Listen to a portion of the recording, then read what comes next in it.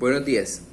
Hace pocos días veíamos una noticia que era regional, en la regional Santander, que se volvió, digamos, una noticia de carácter nacional, que era frente a un ciudadano que fue condenado por el delito de omisión de agente retenedor por deberle a la DIAN la suma de algo menos de 400.000 pesos, y que esa persona había sido condenada y que estaba cumpliendo una condena, y que pues consideraba que era injusta por el valor que adeudaba, y que no le estaban dando solución, y que necesitaba esa persona trabajar. Digamos, frente a ese caso hay que decir varias situaciones. Una de ellas, que obviamente se comprende la situación de ese ciudadano, ninguna pena es fácil, pero hay que decir también que ese ciudadano está en detención domiciliaria y que pues es procedente que le den un permiso para trabajar, que muchas veces los juzgados de ejecución están colapsados, pero eso es otro tema. Pero lo que viene, digamos, lo que quisiera hablar es por qué una persona termina condenada por deber tan solo algo cercano a los 400.000 pesos a una entidad como la DIAN. Para empezar, digamos, hay que tener en cuenta que esta persona realmente no tiene una deuda para la ley, porque en Colombia las penas por deudas están proscritas, es decir, que están prohibidas. No puede haber en Colombia una pena por una deuda. Sin embargo, pues existen, digamos, en teoría, dos deudas por las cuales sí se podría ir una persona, a la cárcel o a pagar una condena, o a ser condenado y declarado responsable penalmente, y eso es por inasistencia alimentaria y por omisión de agente retenedor o recaudador, que es el delito del que hablaremos el día de hoy. Ni en ninguna de las dos, digamos, la ley contempla estas situaciones como una deuda en sí, sino que las contempla, digamos, como omisiones a obligaciones diferentes, no como una deuda. Digamos, en la inasistencia alimentaria no es por deber, sino es por dejar de asistir alimentariamente a su hijo. No es una situación dineraria, es una situación que va mucho más allá.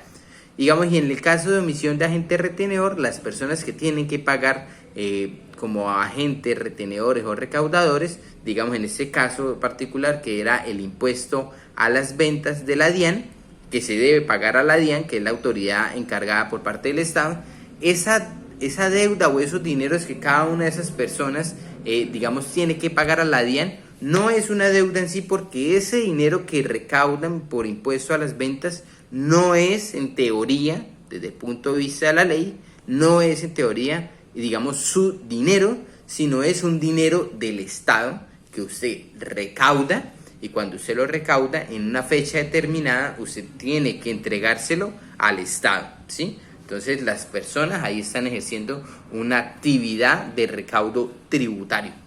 Eso es una atribución que se le da a los ciudadanos que están en el régimen común, que hacen facturas y que tienen que declarar el IVA y ese impuesto entonces sobre las ventas.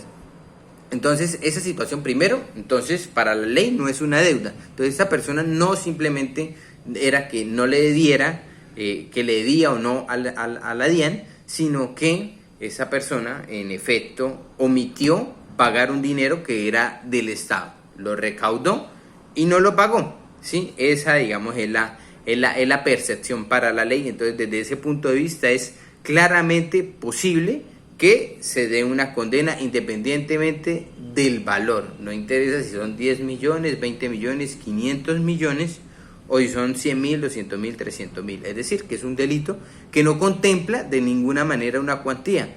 La sanción penal establece, o la responsabilidad se da o se cumple el delito cuando la persona omite entregar los dineros recaudados en las fechas estipuladas por la DIAN o por la ley, ¿sí? Determinada, digamos, en los reglamentos que se establecen para el pago del impuesto a las ventas y de los demás, obviamente, recursos que están inmersos en esta situación. Eso, digamos, por un lado decir, no es una deuda. Y desde otra perspectiva, hay que decir si esa persona realmente se le vulneran sus derechos o no por emitirse una sentencia condenatoria en ese sentido. De lo que se evidencia, digamos, y de lo que se conoce en noticias y demás, esta persona ya fue condenada. Y cuando una persona ha sido condenada y se pretende defender en un caso cuando ya ha sido condenada, tiene muy pocas, digamos, acciones legales para poder atacar las decisiones. Podría invocar una acción de revisión, podría invocar una acción de tutela si se le vulneraron sus derechos. Pero lo cierto en estos procesos es que muchas veces las personas se relajan y no ejercen la defensa que deben ejercer, y eso es una defensa material, de buscar un abogado, de buscar, digamos, la solución de su caso, porque muchas veces estas personas son imputadas, se le informan las consecuencias, se le informan la situación por la cual están inmersas en un proceso penal, y lo que optan es, como no hay una privación de la libertad de manera inmediata, pensar de que no va a pasar absolutamente nada. Este delito, digamos, en el caso de esta persona, era fácilmente solucionable si se cancelaba el dinero adeudado. El señor dice que a él no lo asesoraron, que él, digamos, no estaba debidamente informado. Allí podría, digamos, si probase esa situación, podría determinar que en efecto existe una falta de defensa técnica que es sumamente compleja, porque depende quién lo haya defendido, si fue un defensor público, si el defensor público le hizo varios llamados para, digamos, ponerse al día con esa situación, porque simplemente era pagar y evitarse una sentencia de 4 años, evitarse ser capturado, evitarse estar privado de la libertad en detención domiciliaria. Y hay que decirlo, muchas personas han sido condenadas por ese delito y están en este momento, digamos, pagando estas penas de manera intramural. Entonces aquí hay que tener mucho cuidado. ¿Qué es la invitación que hago yo? Pues que cada persona, cuando es invitada, cuando es procesada, cuando es imputada, cuando es investigada, lo que debe hacer sí o sí es defenderse. Hay claramente personas que no tienen recursos para defenderse. Para eso está la Defensoría del Pueblo, para las personas que no tienen recursos. Para las personas que tienen recursos, pues está pagar un abogado y contratar un abogado. Y sobre todo está el tema de estar pendiente y de buscar las pruebas, porque las pruebas muchas veces, si usted quiere controvertir que en efecto no debe entregarle ese impuesto a las ventas a la DIAN, pues usted debe probarlo dentro, digamos, del proceso, ¿sí? Que en efecto que la deuda estaba prescrita, pero yo considero que la situación de que esté prescrita la deuda desde el punto de vista tributario no exime del delito de haber omitido pagar. Son cosas totalmente diferentes. Entonces, ¿qué debe hacer una persona?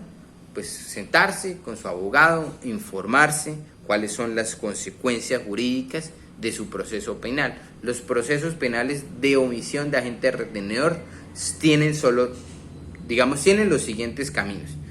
Un camino de ellos es pagar, ¿sí? Pagar, digamos, lo adeudado, para que así la DIAN o la Fiscalía o la Defensa, el proceso se pueda terminar a través de una preclusión, ¿sí? Por, digamos, no ser ya necesaria esa persecución penal. Se puede terminar así, se puede terminar también incluso por medio de un principio de oportunidad, pero hay, digamos, maneras alternativas, que es pagar y solucionar ese problema. Segunda opción es probar que en efecto yo no debo entregar ese dinero por X o Y, ejemplo, porque efectivamente sí lo pagué y la DIAN tiene el dato, tiene desactualizada esa situación, no tiene concertada esa información de que en efecto yo entregué el dinero que debía entregar, y entonces desacreditar o desacreditar que en efecto yo estoy obligado, ¿cierto? Que eso sería irse a juicio oral. Opción 3, aceptar cargos o hacer un preacuerdo con la Fiscalía para tener la mitad de la pena, y así tener una pena más corta. Pero las opciones están dadas y cada una de ellas tiene consecuencias jurídicas diferentes. La mejor de todas es, si el valor es poco, pues cancelar el dinero. Si el valor es muy alto, también es importante cancelar ese dinero. De ahí lo importante de la invitación. El tema de omisión de agente retenedor y los impuestos que se van a la DIAN son sumamente importantes, su cancelación, porque pues llegan a generar estos inconvenientes en el futuro. Entonces, digamos, esas son las opciones que tiene una persona dentro de ese proceso.